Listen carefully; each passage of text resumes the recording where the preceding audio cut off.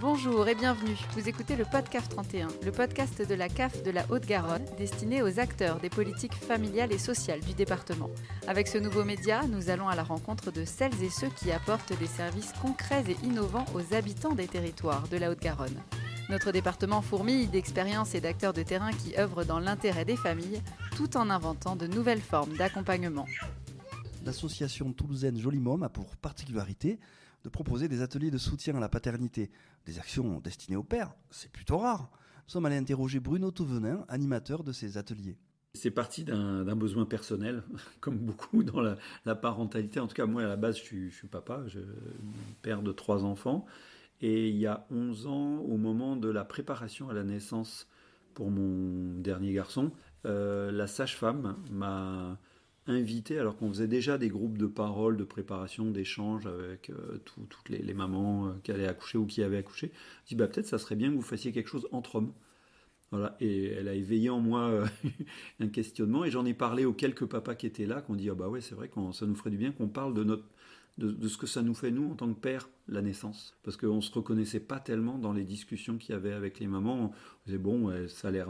Il y a plein de choses intéressantes dans ce qu'on entendait, mais il y avait une particularité dans notre vécu qu'on avait envie de partager. Un groupe d'hommes en non-mixité, à l'heure de la vague MeToo, on a plus souvent l'habitude de la non-mixité chez les femmes. Bruno Touvenin nous explique en quoi elle a aussi des avantages chez les hommes en particulier quand ils vont devenir pères. Se retrouver entre hommes permet des échanges que la même façon les femmes ont quand elles sont entre elles. Et c'est ça qu'on ne se rend pas compte, c'est que beaucoup de femmes vivent cette non-mixité d'une façon informelle. Et quand les hommes veulent le faire, c'est louche, quoi. Alors, c'est louche et des fois elles ont raison, parce que les hommes qui se mettent entre eux, si c'est pour dominer ou pour faire des mauvais coups, effectivement. Bon, sauf que là, dans le cadre de la paternité, en tout cas, nous, notre besoin était plutôt justement d'améliorer notre posture paternelle. Réunir des hommes entre eux, cela peut aussi tourner à la discussion entre mecs, alors que les revendications pour l'égalité des droits entre les sexes ne cessent de s'exprimer. Le masculinisme pourrait pointer son nez, une question que n'élude pas l'animateur de Joli Môme. Je l'ai découvert à ce moment-là, justement parce que certaines femmes m'ont alerté là-dessus. Elles m'ont dit, ouais, qu'est-ce que vous faites ? Et ça a été assez étonnant pour moi de me rendre compte qu'il y avait effectivement des hommes qui s'organisaient pour aller contre les femmes ou se défendre d'attaques, je sais pas quoi. Et là, c'est devenu justement un point de vigilance en disant, attends, non, si on veut pas se faire traiter de masculiniste, et c'est devenu presque une blague entre nous, là tu es en train de virer masculiniste. Mais tant mieux, parce que ça nous a éveillé cette conscience-là.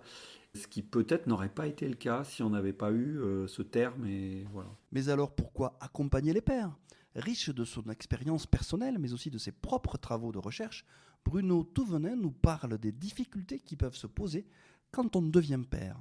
On dit les parents, oui, le père, la mère, mais dans une vision sans remise en question des modèles, quoi. Alors qu'aujourd'hui, et justement dans cette notion aussi d'égalité, homme-femme, d'amélioration des rôles et de la domination, les hommes et les pères ont en particulier du mal à se définir c'est quoi être père aujourd'hui. Autant le format, le rôle traditionnel du père pourvoyeur, autoritaire, ça, on l'a comme modèle, mais en fait, il est très incomplet. Un père, c'est aussi un père aimant, c'est un père qui donne de l'inspiration aux enfants, c'est un père qui est un conjoint, qui est un citoyen. Et tout ça, c'est un impensé total chez les hommes. C'est ça qu'on bosse en fin de compte. Comment englober la totalité des rôles petit à petit et prendre conscience que oui, alors peut-être on n'est pas très doué dans certains domaines, mais le fait d'échanger sur les expériences des autres nous dit je suis pas si nul, ou alors peut-être ça me donne envie, ça m'inspire, et tiens, et on essaye. Et il y a plusieurs aspects, il y a la relation à l'enfant, il y a la relation à la compagne, la coparentalité, et puis il y a la relation à la famille, qui je suis en tant que père dans mon système, dans ma communauté. Donc il y a beaucoup d'échelles à emboîter pour s'investir en tant que père. Et c'est ça qu'on fait. L'une des actions phares de Joli Môme, ce sont les groupes de parole. Des pères se retrouvent chaque semaine, en ligne ou en présentiel, pour partager leur expérience, leurs difficultés et trouver, pourquoi pas, des solutions ensemble. Avec le Covid, on a mis en place des groupes en ligne et là qui fonctionne hyper bien. Alors ça qui est étonnant, autant c'est pas évident de monter des groupes en présentiel, alors que sur Zoom, là, tous les mercredis, là, il y en a qui sont là tout le temps, quoi. C'est que les hommes ont du mal à sortir de chez eux, sauf si leur compagne leur dit « ça fait du bien, vas-y ». Parce que déjà, moi j'en ai marre, ou tu peux pas tout me dire non plus. Et puis de toute façon, il y a des choses que je peux pas partager avec toi, c'est une histoire d'homme, quoi. Les groupes de parole que j'ai démarrés là avec Joli Môme sont des groupes autogérés, c'est-à-dire que je ne suis pas là en tant qu'expert, même si moi j'amène l'animation, l'organisation, mais je participe aussi en tant que père. Je suis là au même titre qu'eux, je partage mon expérience et je travaille et je bénéficie aussi du groupe, quoi. Et après, j'ai travaillé un certain nombre de thèmes. Je me suis inspiré alors du travail des Québécois qui ont pris de l'avance sur le sujet. Du coup, les thématiques, elles ont déjà été explorées. Une des principales, c'est à quel moment je suis né papa.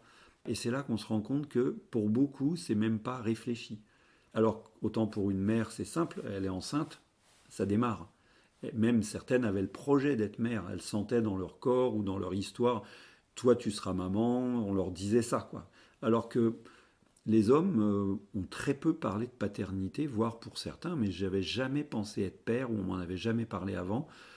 C'est le jour où j'ai eu un gamin dans mes bras que j'ai dit ah là il se passe quelque chose dans ma vie. Donc vraiment être père c'est quelque chose qui demande à être pensé, qui demande à être échangé et l'espace du groupe de parole permet ça, quoi. Grâce à Joli Môme, les pères peuvent également suivre des ateliers de puériculture, une pratique encore inhabituelle.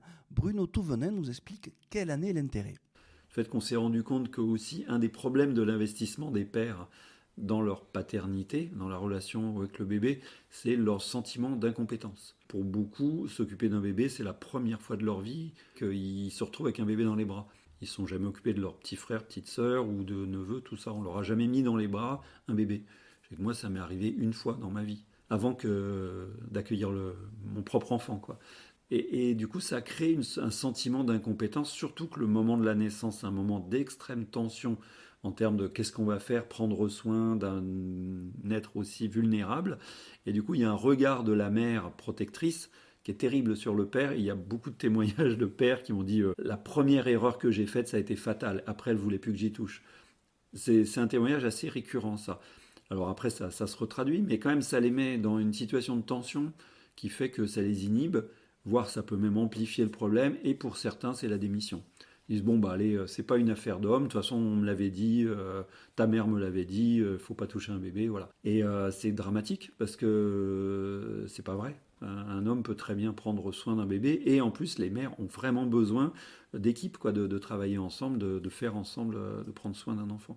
Donc il y a des choses à dépasser. Et là, le fait de faire une formation avec une puéricultrice qui va expliquer ça, va permettre à des pères de s'habituer sur un poupon, faire les premiers gestes, et sans le regard de leur compagne, surtout. Pour aider les pères dans leur approche de leur nouveau rôle, l'association fait appel également au Théâtre Forum. J'avais besoin d'un outil puissant pour aborder des sujets plus complexes, et puis je pense que pas la mise en scène, mais le jeu de rôle est quelque chose de bien. Et moi, personnellement, je ne me sentais pas à être et faisant partie du groupe et animé. Je le fais dans d'autres situations, mais là, pour pouvoir rester ça. Du coup, j'ai fait appel à un professionnel du Théâtre Forum qui, lui, nous propose un dispositif là-dessus. Donc, ça prend 3 heures. Une fois par mois, on fait ça à peu près. Dans le département, Joli Môme est pionnière avec ses actions de soutien des pères. D'ailleurs, l'association est lauréate du premier appel à projet des 1000 premiers jours, initié par l'État et relayé par la CAF. Une forme de reconnaissance pour son travail de terrain et un levier pour développer ses activités. L'idée aussi, c'est dans le cadre de l'allongement du congé paternité, un temps pour moi en tout cas d'aller à la rencontre des entreprises pour les sensibiliser à l'intérêt des congés paternité et à aussi orienter les futurs papas vers des activités à faire pendant leur congé paternité. Qu'est-ce qui serait important pour les pères ? Joli Môme intervient à Toulouse, notamment au centre social de Jolimont et dans le quartier de Bonnefoy. Mais l'association ne se limite pas à la ville rose. Grâce au soutien des 1000 premiers jours, Bruno Touvenin a commencé à déployer ses ateliers avec les pères sur la commune de Pibrac, dans l'ouest du département. D'autres collectivités font appel à Jolimôme et ce n'est que le début. C'était le PodCAF 31, le podcast de la CAF de la Haute-Garonne. Retrouvez-le sur les pages partenaires du CAF.fr, sur la chaîne YouTube et les réseaux sociaux de la CAF, ainsi que sur la newsletter Acteurs et Territoires. Et n'oubliez pas de le partager.